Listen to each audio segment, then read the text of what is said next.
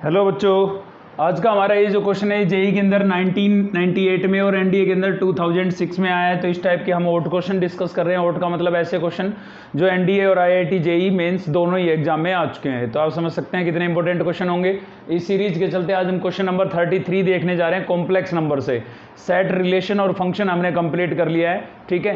तो इससे पहले की वीडियो आपने नहीं देखी है तो उनका लिंक आपको इस वीडियो के डिस्क्रिप्शन में मिलेगा। चलिए देखते हैं इसका सोल्यूशन। तो देखिए क्वेश्चन में क्या बोला गया है, इफ ये आपको गिवन है, इसको हम बोलते हैं डिटर्मिनेंट्स। तो पहले इसके बारे में थोड़ा बेसिक मैं आपको बताऊंगा, ठीक है। तो ये डिटर्मिनेंट्स आपको इसके इक्विवेलेंट गिवन है और आपको एक्स वाई की वैल्यू फाइंड आउट करनी है।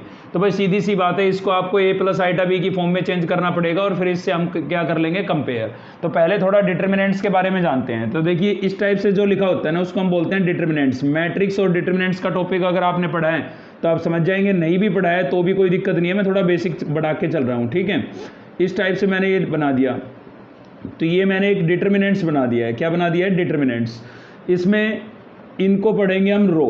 क्या पढ़ेंगे, रो। अगर इन नंबरों को मैं ऐसे ओरिजेंटली पढ़ता हूं तो क्या पढ़ेंगे, रो पढ़ेंगे। ये फर्स्ट रो है R1, ये कौन सी रो होगी, सेकंड रो होगी, और ये कौन सी होगी, थर्ड रो। तो मतलब इसके अंदर 3 रो हो गई। इन्हीं नंबरों को ऐसे वर्टिकली अगर आप रीड करते हैं, ऐसे वर्टिकली, ठीक है, तो इनको हम बोलते हैं कॉलम। तो ये फर्स्ट है इसलिए इसको C1 से लिखेंगे। फर्स्ट कॉलम, कॉलम का पहला लेटर C होता है तो C1 से लिख देते हैं। इसको C2 से लिखेंगे, कॉलम सेकंड, और ये कौन क्या होगा आपका, कॉलम थर्ड होगा। अब इस डिटर्मिनेंट्स के ऑर्डर की बात करें तो सबसे पहले लिखी जाती है नंबर ऑफ रो। तो इसके अंदर कितनी रो है, 1 2 3, 3 रो है। और कॉलम कितने हैं, 1 2 3, 3 कॉलम है। तो इस डिटर्मिनेंट्स की का जो ऑर्डर होगा वो क्या होगा, 3 क्रॉस 3 होगा।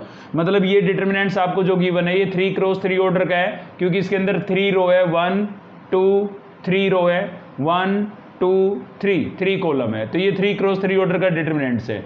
और भी आपको खासियत बताता हूँ, इसके अंदर क्या होता है, अगर कोई भी दो रो आइडेंटिकल हो जाती है, ठीक है, R1 R2 इक्वल हो जाए या R2 R3 इक्वल हो जाए या R1 R3, कोई भी दो रो, एनी 2 रो आइडेंटिकल हो जाती है तो इस डिटर्मिनेंट्स की वैल्यू 0 हो जाती है। ऐसे ही कोई भी दो कॉलम आइडेंटिकल हो जाते हैं तो C1 C2 सेम हो जाए या C2 C3 सेम हो जाए या C1 C3 सेम हो जाए तो इस डिटर्मिनेंट की वैल्यू क्या हो जाएगी, 0 हो जाएगी। ये प्रॉपर्टी है डिटर्मिनेंट्स की। तो इसका मतलब तो ये हुआ, अगर यहाँ पर हमें कोई डिटर्मिनेंट्स, इस डिटर्मिनेंट्स में कोई भी दो रो या कोई भी दो कॉलम अगर सेम मिल जाते हैं तो इस डिटर्मिनेंट्स की वैल्यू हम 0 लिख सकते हैं। तो देखिए यहाँ पर अब डायरेक्ट तो आइडेंटिकल हो नहीं रहा है लेकिन कॉमन होके हो सकता है।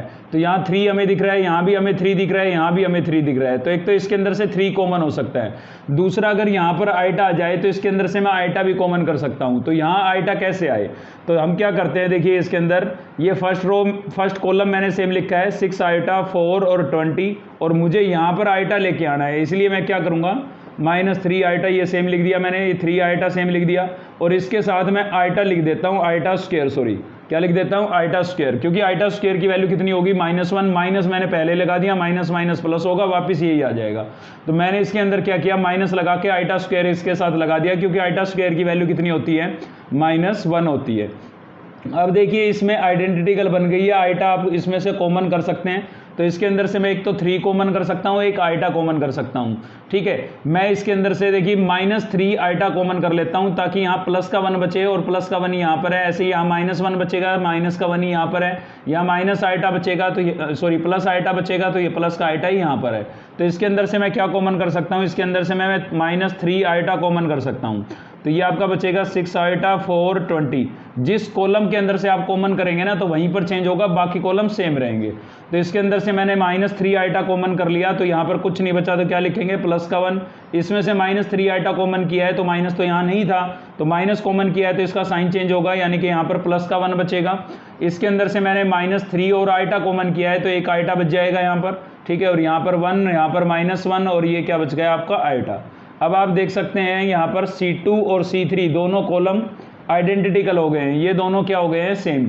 अब सेम हो गए तो इस डिटर्मिनेंट्स की जो वैल्यू है वो आपकी क्या हो जाएगी, 0 हो जाएगी, क्योंकि किसी भी डिटर्मिनेंट्स में दो कॉलम या दो रो आइडेंटिकल हो जाते हैं तो डिटर्मिनेंट्स की वैल्यू क्या हो जाती है, 0 हो जाती है। तो ये पूरा आपका क्या हो गया, 0।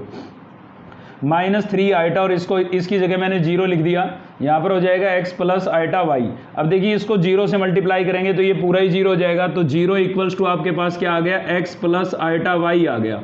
भाई यहाँ पर 0 लिखा है, इसका मतलब रियल पार्ट भी 0 है और इमेजिनरी पार्ट भी 0 है। तो अगर हम कंपेयर कराएं बोथ साइड तो x की वैल्यू भी क्या आएगी, 0 आएगी, और y की वैल्यू भी क्या आएगी, 0, क्योंकि यहाँ पर रियल पार्ट भी 0 है और इमेजिनरी पार्ट भी 0 है। तो फाइनल आंसर आपका क्या आया, x इक्वल्स टू 0 और y इक्वल्स टू 0, यानी कि ऑप्शन डी जो है इस क्वेश्चन का करेक्ट आंसर होगा।